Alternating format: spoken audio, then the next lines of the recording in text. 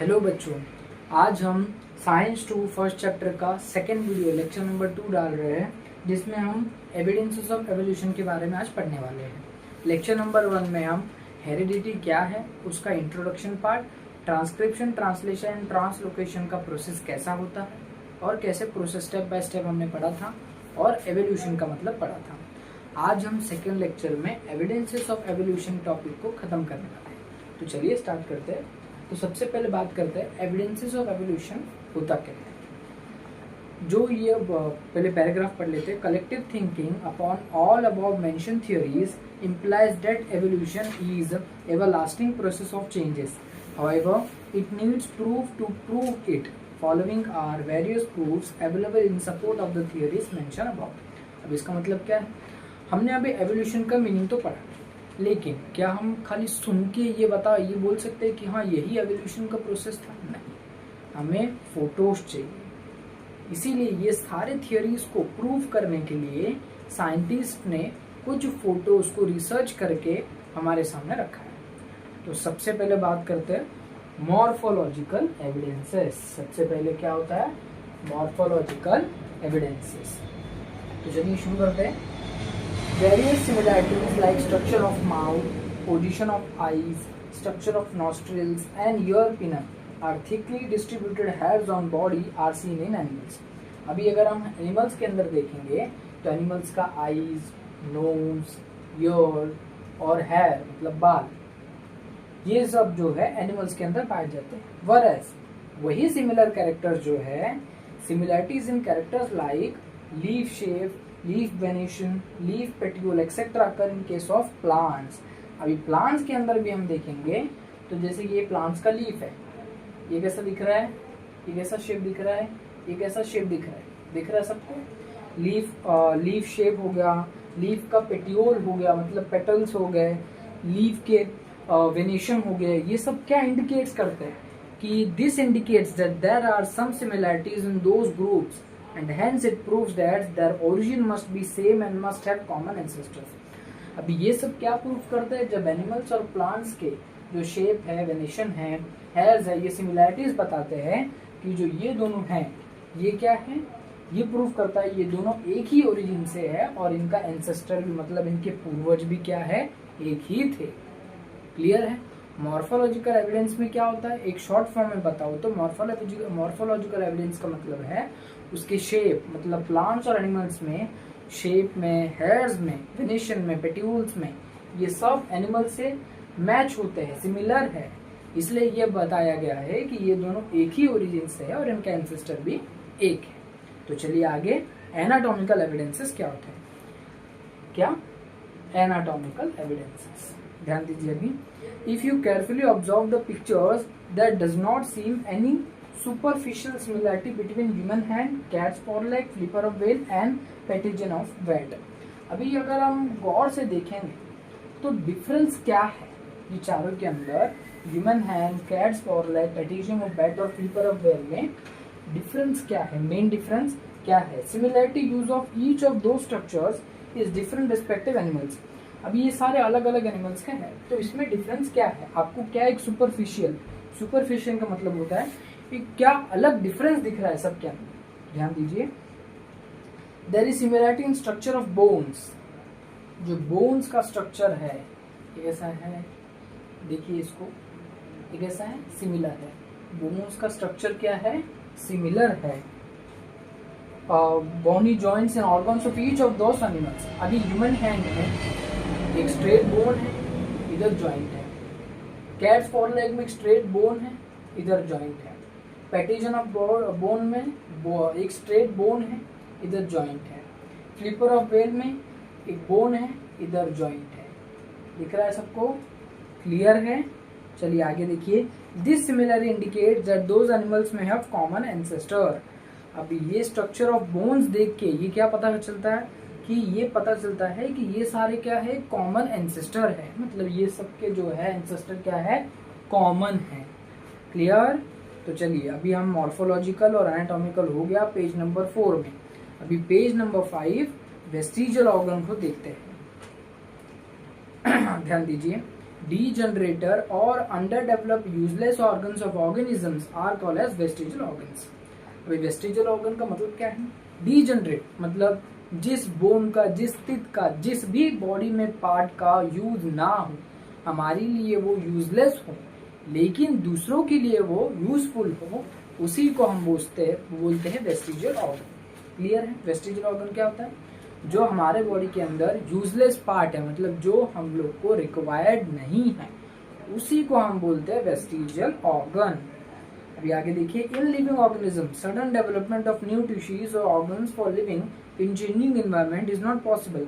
अभी living organism के अंदर सडन डेवलपमेंट न्यू टिश्यूज और ऑर्गन्स के अंदर चेंजिंग एनवायरनमेंट, मतलब जैसा एनवायरनमेंट चेंज होता है वैसे सडन चेंजेस लिविंग ऑर्गेनिज्म के अंदर नहीं पॉसिबल है। Instead, existing organs undergo gradual changes, मतलब जो स्लोली चेंजेस होते हैं, जो नए ऑर्गन्स बनते हैं, डेवलप होते हैं, mostly specific structure in the body is useful under certain situation. अभी जब धीरे मतलब ग्रेजुअली चेंजेस हुए, डेवलप हुए ऑर्गन्स, तो उसके अंदर जो है कुछ स्पेसिफिक स्ट्रक्चर बॉडी के अंदर यूजफुल, कुछ सर्टेन सिचुएशन में हम लोग को यूजफुल मतलब हम लोग को जरूरत था। However, same structure under different situation में बिकम यूजलेस और इवन हार्मफुल। अब इसका मतलब क्या? ध्यान दीजिए फिर से, जब चेंजेस एनवायरनमेंट में चेंजेस होते गए, ग्रेजुअली चेंजेस होते गए, न्यू ऑर्गन्स फॉर्म होते गए, तब पर्टिकुलर सिचुएशन के हिसाब से जो ऑर्गन हमें रिक्वायर्ड था, धीरे धीरे वो क्या होने लगे, वही ऑर्गन्स हमारे लिए यूजफुल और हार्मफुल होने लगे। क्या हो रहे? जब इन्वायरमेंट में वो सिचुएशन थी तब हमें वो ऑर्गन्स की जरूरत थी, लेकिन जब चेंजेस होने लगे वो ऑर्गन्स क्या हो गए हमारे लिए, हार्मफुल और useless. Such structure begins to degenerate under such situation as per the principle of natural selection. अब ये जो स्ट्रक्चर है, जो पार्ट, जो ऑर्गन डीजनरेट हो गए हैं, हाँ, एज पर सिचुएशन, ये किसके हिसाब से, किस में इंक्लूड आता है? प्रिंसिपल ऑफ नेचुरल सिलेक्शन बोलते हैं। मतलब नेचर की वजह से हमारे बॉडी पार्ट्स में कुछ ऑर्गन्स डीजनरेट और यूजलेस हो गए हैं। It takes thousands of years for a structure to disappear. अभी ये जो स्ट्रक्चर है, डिसअपियर मतलब गायब होने के लिए बहुत हजारों साल लग गए। Such organs are seen in different phases of disappearance in different animals. अभी ये जो डिसअपियरेंस है, मतलब जो ऑर्गन्स धीरे धीरे हजारों साल लग गए उसको गायब होने के लिए, ये अलग अलग एनिमल्स में अलग अलग ऑर्गन्स है। Such organ through non-functional in certain organism, it may be functional in other organism, that it is not vestigial in other organisms. अच्छा, अभी ये जो ऑर्गन है, समझो जो हमारे लिए यूजलेस है, डीजनरेट है, मतलब हम लोग को रिक्वायर्ड नहीं है, वो क्या हो रहा है, दूसरे एनिमल के लिए रिक्वायर्ड है, मतलब वेस्टिजियल नहीं है। Clear? Vestigial in other organism, जरूरत है, वेस्टिजियल नहीं है। It is not vestigial in other organism. इस लाइन का मतलब क्या है? जो हमारे लिए रिक्वायरमेंट नहीं है, ऑर्गन यूजलेस है हमारे लिए, वो दूसरों के लिए वेस्टिजियल नहीं है। Appendix which is useless to human. अभी अपेंडिक्स, अभी इधर अपेंडिक्स देखेंगे, ये देखिए अपेंडिक्स, ये स्मॉल इंटेस्टाइन है, लार्ज इंटेस्टाइन है, उसके नीचे अपेंडिक्स देखिए, ये ह्यूमन में पाया जाता है, लेकिन ये हम लोग के लिए रिक्वायर्ड नहीं है, हमारे लिए क्या है, ये यूजलेस ऑर्गन्स है। Is useful and fully functional organ in ruminants. अभी ये जो है यूजफुल और फुली फंक्शनल है किसके लिए? रुमिनेंट्स के लिए। किसके लिए है? रुमिनेंट्स के लिए। सिमिलरली मसल ऑफ ईयर पिना, मसल ऑफ ईयर पिना, ये देखिए ईयर मसल्स हैं, देख रहे हैं, ये ईयर मसल्स हैं, ये ह्यूमन के अंदर क्या है? यूजलेस है, मतलब हम लोग को जरूरत नहीं है, लेकिन वो यूजफुल किसके लिए? मंकीज के लिए है। फॉर मूवमेंट ऑफ ईयर पिना, मतलब कान को हिलाने के लिए, क्लियर, मूवमेंट करने के लिए। Various vestigial organ like tail bone, जैसे टेल बोन, ये टेल बोन, पूंछ बोल सकते हैं, ह्यूमन में पहले पूंछ था, तो वो पूंछ अभी हमें रिक्वायर नहीं है और धीरे धीरे डिसअपियर हो गया, बराबर। विजडम टीथ हो गया, ये विजडम टीथ है, आपके टेक्स्ट बुक में ये लिखा नहीं है, इसको लिख लीजिएगा, विजडम टीथ। ये हम लोग को रिक्वायर्ड नहीं है, लेकिन दूसरे ऑर्गेनिज्म को ये रिक्वायर्ड है। बॉडी हैज, बाल, हमारे बाल are present in body of human being, जो हमारे अंदर पाए जाते हैं, लेकिन हमें कुछ रिक्वायर्ड नहीं है, लेकिन दूसरों के लिए रिक्वायर्ड देता है। क्लियर? क्लियर है? वेस्टिजियल ऑर्गन समझे? एक शॉर्ट में समझा देता हूँ वेस्टिजियल ऑर्गन होता क्या है। वेस्टिजियल ऑर्गन का मतलब होता है, वेस्टिजियल मतलब यूजलेस, नॉन फंक्शनल, क्लियर, ऐसा ऑर्गन जो बॉडी के लिए रिक्वायर्ड ना हो, बॉडी के लिए रिक्वायर्ड ना हो, यूजलेस हो, नॉन फंक्शनल हो, लेकिन दूसरे ऑर्गेनिज्म के लिए वो यूजफुल और फुली फंक्शनल हो, उसी को हम बोलेंगे वेस्टिजियल ऑर्गन। क्लियर है? क्या बोलेंगे? Vestigial organ. ओके, अभी फोर्थ पार्ट देखते हैं, पैलियोंटोलॉजिकल एविडेंसेस। क्या है? Palaeontological evidences. A question may arise in your mind that which organism existed millions of years ago। अभी आपके दिमाग में भी एक क्वेश्चन आता रहेगा कि सालों पहले कौन से ऐसे ऑर्गेनिज्म थे, कौन से ऐसे ऑर्गेनिज्म थे अर्थ के अंदर। How can we tell this? हम इसको कैसे बता सकते हैं? Now this secret has been hidden in the earth. अभी ये सीक्रेट कहाँ दबा हुआ है? अर्थ के अंदर। अभी आपको पता है ना, मेरे को पता है, आपने रिसर्च किया है ना, हमने रिसर्च किया है, साइंटिस्ट ने इसको रिसर्च किया है और तब निकाला है। Large number of organism get buried due to disaster like flood, earthquake, volcano etcetera. अभी बहुत सारे लार्ज नंबर ऑफ जो ऑर्गेनिजम्स थे बरीड मतलब दब गए नीचे। किसकी वजह से? फ्लड की वजह से, अर्थक्वेक की वजह से, वोल्केनो की वजह से, एक्सेट्रा एक्सेट्रा। हाँ, remnants and impressions of such organisms remain preserved underground। remnants का मतलब क्या होता है? बॉडी पार्ट्स, बचे हुए बॉडी पार्ट्स, और impressions मतलब उनकी हड्डियां। ये सारे ऑर्गेनिज्म जो है, इनके सारे हड्डियां और जो बचे हुए पार्ट्स है, वो कहाँ रिमेन प्रेजर्व? किधर है? अंडरग्राउंड में, मतलब अर्थ के अंदर प्रिजर्व्ड है, मतलब सही सलामत रखे गए, रखे नहीं गए, अर्थक्वेक फ्लड की वजह से दब गए। दिस आर कॉल्ड, उसी को हम बोलते हैं फॉसिल्स। अभी पिक्चर्स में आपको दिख रहा है, इसी को हम बोलते हैं फॉसिल्स। क्या बोलते हैं? फॉसिल्स। जो दबे हुए एनिमल्स पत्थरों में चिपक गए एकदम, और उनकी हड्डियां मिल रही है, पुराने सर मिल रहे हैं, जैसे कि मछली देखो पत्थर के अंदर दब गई है, इसी को हम बोलते हैं फॉसिल्स। क्या बोलते हैं? फॉसिल्स।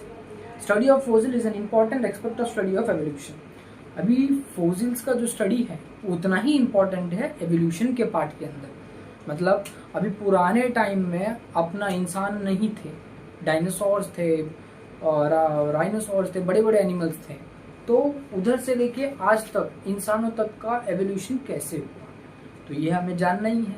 इसलिए फॉसिल्स का स्टडी बहुत इंपॉर्टेंट है एवोल्यूशन के पार्ट के अंदर। तो चलिए, पेज नंबर 5 कंप्लीट। अभी चलते हैं पेज नंबर 6। हाँ, carbon consumption of animals and plants stops after death, and since then only the decaying process of carbon-14 occurs continuously। अभी ध्यान दीजिए, कार्बन का कंजप्शन, कार्बन तो आपको पता है कार्बन क्या होता है। कार्बन का कंजप्शन प्लांट्स और एनिमल्स बंद हो जाता है। कंजप्शन मतलब क्या होता है? जैसे अभी हमारे अंदर भी कार्बन है, जब हम हमारी बॉडी डेथ हो जाती है, मतलब हम ऑफ हो जाते हैं या डेथ हो जाता है हमारा, तो जो प्लांट्स और एनिमल्स में जो है कार्बन जो है स्टॉप कर देता है। कार्बन क्या होता है? स्टॉप हो जाते हैं जब इंसान मर जाते हैं, इंसान या plants. Since then only the decaying process, उसके बाद डिकेइंग प्रोसेस मतलब सड़ने का प्रोसेस जो है कार्बन 14 ही चालू रहता है continuously. In case of dead bodies of plants and animals, instead of remaining constant, the ratio of between carbon 14 and carbon 12 changes continuously as carbon 14 is non radioactive। अभी ध्यान दीजिए, जो डेड बॉडीज है plants और animals का sudden remaining constant, मतलब जैसे अभी कांस्टेंट का मतलब क्या होता है? एक ही पार्ट बचा हुआ नहीं रहता है, वो कार्बन 14 और कार्बन 12 के रेशियो में ही सड़ता रहता है। चेंजेस कंटिन्यूसली चेंजेस होता रहता है, लेकिन उसमें क्या है? कार्बन 12 का जब स्टेप अप प्रोसेस आता है, कार्बन 12 क्या है? नॉन रेडियो एक्टिव है। रेडियो एक्टिव का मतलब पता है? जब न्यूक्लियर ये हुआ था तब रेडियो एक्टिव जब निकले थे, रेडियो एक्टिव हमारे लिए कितना हार्मफुल है, रेडिएशन, जिसको हम आम भाषा में रेडिएशन बोलते हैं। तो कार्बन 14 के अंदर क्या होता है? रेडिएशन होता है, लेकिन कार्बन 12 के अंदर रेडिएशन नहीं होता है। The time passed since the death of a plant, or animal can be calculated by measuring the radioactivity of carbon 14 and ratio of carbon 14 to carbon 12 present in their body। अभी ध्यान दीजिए, धीरे धीरे जैसे time निकलता जाता है, plant और एनिमल का डेथ कैन बी कैलकुलेटेड, मतलब उनकी मौत कब हुई है वो कैसे कैलकुलेट करते, रेडियो एक्टिविटी की वजह से। कार्बन 14 के अंदर जो रेडियो एक्टिविटी है, मतलब जो रेडिएशन पाया जाता है, उसी से हम पता करते हैं कि इंसान की मौत कितने घंटे पहले हुई है। और जो उसका रेशियो है कार्बन 14 से लेके कार्बन 12 के बीच में, जब बॉडी के अंदर प्रेजेंट रहता है, ध्यान दीजिए, कार्बन 14 और कार्बन 12 का जो रेशियो है वो बॉडी के अंदर जब प्रेजेंट रहता है, उसी पार्ट को हम बोलते हैं कार्बन डेटिंग मेथड। मतलब कोई डेड बॉडी अगर हमें पता करना है कि कितने घंटे, कितने महीने, कितने सालों से बॉडी का डेथ हो चुका है, किस मेथड से हम पता करते हैं, carbon dating method. It is used in paleontology and anthropology for determining the age of human fossils and manuscripts. अभी ये ज़्यादातर यूज कहाँ पे होता है, जैसे अभी हमने पढ़ा पैलेंटोलॉजी मतलब फोसिल्स, एनिपोलॉजी कितने सालों पुराना ये फोसिल है, ये पता करने के लिए हम कौन सा मेथड यूज करते हैं, कार्बन डेटिंग मेथड। कौन सा method, carbon dating method. Once the age of fossil been determined by such technique, it becomes easy to deduce the information about other earthwise organism. It seems that vertebrates ध्यान दीजिए, एक जो fossil है उसका as जब पता चलता है हमें कार्बन डेटिंग मेथड, ये टेक्निक की मदद से, तो हमें ये इजी होता है, इंफॉर्मेशन जानने में हमें मदद मिलती है about other erstwhile organism. It seems the vertebrate, ध्यान दीजिए, वर्टिब्रेट्स का मीनिंग है present of vertebral column. Vertebrates का मीनिंग क्या है, प्रेजेंट ऑफ वर्टिबल कॉलम। ध्यान दीजिए, पेज नंबर 6 पहला वाला पैराग्राफ, सेकंड लास्ट लाइन में वर्टिब्रेट्स वर्ड है, उसका मतलब क्या है, जिसके अंदर वर्टिबल कॉलम प्रेजेंट हो। वर्टिबल कॉलम का मतलब spinal cord. Clear. Have been slowly और ओरिजिनेटेड फ्रॉम इनवर्टिब्रेट्स। अभी इनवर्टिब्रेट्स क्या होता है, जिसके अंदर वर्टिबल कॉलम नहीं है, लेकिन ये जो वर्टिब्रेट्स है स्लोली ही ओरिजिनेट हुए, किससे, इनवर्टिब्रेट्स से। क्लियर। तो चलिए अभी ये structure of ground level and fossils देखिए, मतलब जितने नीचे हम जाएंगे उतने नीचे कौन से फोसिल्स हमें मिल सकते हैं। इसे स्टार्टिंग में क्या है, सेनोजोइक ईरा। कौन सा ईरा था, सेनोजोइक ईरा। उसमें एव्स, मैमल्स, एव्स मतलब बर्ड्स और मैमल्स, मैमल्स मतलब हम पाए जाते थे। उसके नीचे जाएंगे तो क्या, रेप्टाइल्स। वो कौन सा ईरा था, मेसोजोइक ईरा। कौन सा ईरा था, मेसोजोइक ईरा। उसके नीचे जाएंगे तो रेप्टाइल्स मिलेंगे, एम्फीबिया मिलेंगे, पिक्सेस मिलेंगे। और वो कौन सा ईरा था, पैलेंजोइक ईरा। कौन सा ईरा था, पैलेंजोइक ईरा। अभी ये जो है, मतलब ये पैलेंजोइक ईरा में जो है इनवर्टिब्रेट्स, इनवर्टिब्रेट्स मतलब उसके अंदर वर्टिबल कॉलम हमें नहीं मिलते थे। किसके अंदर, पैलेंजोइक ईरा में हमें इनवर्टिब्रेट्स नहीं मिलते थे। इनवर्टिब्रेट्स का मतलब क्या है, जिसके अंदर स्पाइनल कॉर्ड प्रेजेंट नहीं रहता है। क्लियर है। तो चलिए आगे बढ़ते हैं, कनेक्टिंग लिंक। कनेक्टिंग लिंक, चलिए। सम प्लांट्स एंड एनिमल्स, ध्यान दीजिए page number 7। Some plants and animals have some morphological characters by which they can be related to two different groups, hence they are called connecting link. ध्यान दीजिए, अभी कुछ plants और animals morphological character show करते हैं। Morphological मतलब समझाया था, शेप, उसका शेप, बॉडी, हेयर, ये सब प्लांट्स और एनिमल्स में सिमिलैरिटी दिखाता है। तो by which they can be related to different groups, मतलब प्लांट्स और एनिमल दोनों अलग अलग ग्रुप है, दोनों अलग अलग ग्रुप में अगर सिमिलैरिटीज मिलते हैं तो उसी को हम बोलते हैं कनेक्टिंग लिंक। मतलब ये प्लांट का ये एनिमल के साथ कुछ लिंक है, कुछ कनेक्ट। तो चलिए शुरू करते हैं, sorry for disturbing. Page number 7, connecting link का मतलब क्या था, कुछ प्लांट्स और एनिमल जो मॉर्फोलॉजिकल कैरेक्टर शो करते हैं, मतलब ये प्लांट का, ये प्लांट ग्रुप का, ये एनिमल ग्रुप में कुछ कनेक्ट है, कुछ कनेक्शन है, कुछ लिंक है, उसी को हम बोलते हैं कनेक्टिंग लिंक। अगर एग्जांपल देखिए तो पेरीफेटस है, पेरीफेटस का एग्जांपल ले तो किसका, कैरेक्टर्स लाइक सेगमेंटेड बॉडी है, सेगमेंटेड बॉडी है इसका मतलब स्ट्रेट बॉडी है, और थिन क्यूटिकल है, मतलब स्किन क्या है, स्किन एट लेग्स, मतलब इसका जो स्किन है इसके पास क्या है, लेग्स, क्या है, लेग्स है। ध्यान दीजिए, एक और फिर से बोल रहा हूँ, सेगमेंटेड बॉडी मतलब स्ट्रेट बॉडी है, क्यूटिकल का मतलब क्या है, स्किन एट लेग्स, मतलब स्किन के अंदर लेग्स हैं। क्लियर। आगे देखिए, and parapodia like organs are present, parapodia जैसे इसके अंदर ऑर्गन्स पाए जाते हैं।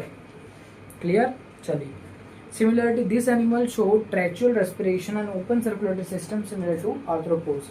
अभी ये जो एनिमल है ट्रैक्यूल रेस्पिरेशन, ट्रैक्यूल मतलब सांस, रेस्पिरेशन लेता है ट्रैक्यूल से, मतलब जैसे हम लेते हैं सेम टू सेम, और ओपन सर्कुलेटरी सिस्टम है सिमिलर टू आर्थ्रोपोड्स के जैसा open circulatory system. This indicates, ये इंडिकेट करता है कि पेरिफेटस जो है कनेक्टिंग लिंक है एनेलिडा और आर्थ्रोपोडा को। पेरिफेटस क्या है? कनेक्टिंग लिंक है एनेलिडा और आर्थ्रोपोडा को। सिमिलरली डक बिल प्लेटिपस, ये जो डक बिल प्लेटिपस है लेज eggs like reptiles but shows relationship with mammals. अभी जो है ये क्या है? डक बिल प्लेटिपस क्या है? लेज एग्स, मतलब एग्स अपने अंदर से जो एग्स निकालता है रेप्टाइल जैसे है, लेकिन वो रिलेशनशिप किसके जैसा करता है? मैमल्स के जैसा, mammals. Due to presence of memory glands and hairs. Mammals मतलब हमारे अंदर मेमोरी ग्लैंड्स है और बाल भी है, हेयर्स भी है। मेमोरी ग्लैंड्स मतलब ब्रिस्ट पार्ट, मेमोरी ग्लैंड्स मतलब ब्रिस्ट पार्ट होता है। लंग फिश परफॉर्म्स, जो लंग फिश है, lung fish performs respiration with lungs irrespective of being fish. अभी लंग फिश क्या है? रेस्पिरेशन परफॉर्म करता है वो फिश होने के बावजूद भी। दिस एग्जाम्पल्स, ये एग्जाम्पल जो है इंडिकेट करते हैं कि मैमल जो है इवॉल्व हुए हैं रेप्टाइल्स और एम्फीबियंस फ्रॉम फिशेस। क्या इंडिकेट करता है? जो मैमल्स है कहाँ से इवॉल्व हुए हैं? रेप्टाइल्स और एम्फीबियंस से। और रेप्टाइल्स और एम्फीबियंस कहाँ से इवॉल्व हुए हैं? फिश से। क्लियर है? चलिए आगे बढ़ते हैं। Last part, embryological evidences. क्या है? Embryological evidences. चलिए शुरू करते हैं। Comparative study of embryonic development stages of various vertebrates given in the picture shows that all embryos show extreme similarities during initial stages. क्या बोल रहा है? Study of embryonic developmental stages जो है, जैसे अलग अलग स्टेजेस है। फिश का स्टेज देखिए, ये फिश का स्टेज है, first part, second part, third part, ऐसे अलग अलग एनिमल्स के लिए स्टेजेस हैं, बराबर है। वेरियस वर्टिब्रेट्स, वर्टिब्रेट्स मतलब क्या मैंने बोला था? वर्टिब्रेट्स का मीनिंग होता है जिसमें वर्टिबल कॉलम प्रेजेंट होता हो। Clear? Vertebrates given in the picture, ये पिक्चर में शो कर रहे हैं जितने भी एम्ब्रियोज है वो एक्सट्रीमली मतलब बहुत ज़्यादा पार्ट में सिमिलरिटी शो कर रहे हैं। क्लियर? उनके इनिशियल स्टेजेस में, उनके इनिशियल का मतलब स्टार्टिंग स्टेजेस में। क्लियर? एंड दो सिमिलरिटीज डिक्रीज ग्रेजुअली, और वही सिमिलरिटी मतलब जो सिमिलरिटी इनिशियल पार्ट में सिमिलर दिख रही थी वही सिमिलरिटी धीरे धीरे गायब हो रही है, सिमिलरिटी धीरे धीरे गायब हो रही है बाकी के स्टेजेस में। क्लियर? चलिए आगे बढ़ते हैं। Similarities in initial stages indicate the common origin of all these animals. अब इसका मतलब क्या है? जो स्टार्टिंग मतलब जो इनिशियल स्टेजेस है ये क्या बताते हैं? ये सब क्या है? कॉमन ओरिजिन है।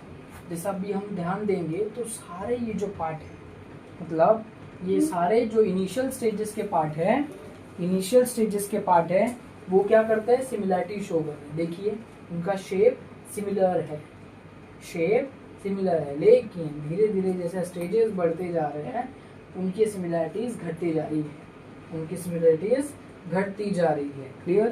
तो क्या बोल रहा है? जब इनिशियल स्टेजेस में जो सिमिलरिटीज दिख रहे हैं ये बता रहे हैं कि ये सब क्या है? कॉमन ओरिजिन से है। ये क्या है? कॉमन ओरिजिन से है। क्लियर? तो आज इस वीडियो को यही स्टॉप करते हैं। आगे का पार्ट डार्विन्स थ्योरी, लमार्किज्म और ह्यूमन एवोल्यूशन और स्पीशीज, ये हम वीडियो लास्ट पार्ट में हम कवर करेंगे। ये लेक्चर नंबर 2 था। लेक्चर नंबर 1 ऑलरेडी मैंने डाल दिया है, अपलोड कर दिया है, पहले उसको देखिए, उसके बाद सेकेंड पार्ट को देखिए। अगर आपको वीडियो अच्छा लग रहा हो तो प्लीज़ सब्सक्राइब कीजिए, लाइक कीजिए और शेयर कीजिए। ठीक है? इसका नोट्स मैंने ऑलरेडी पहले पार्ट में वीडियो के डिस्क्रिप्शन में डाल दिया था, इस वीडियो के भी डिस्क्रिप्शन में डाल दूंगा, तो प्लीज़ सब्सक्राइब। Thank you.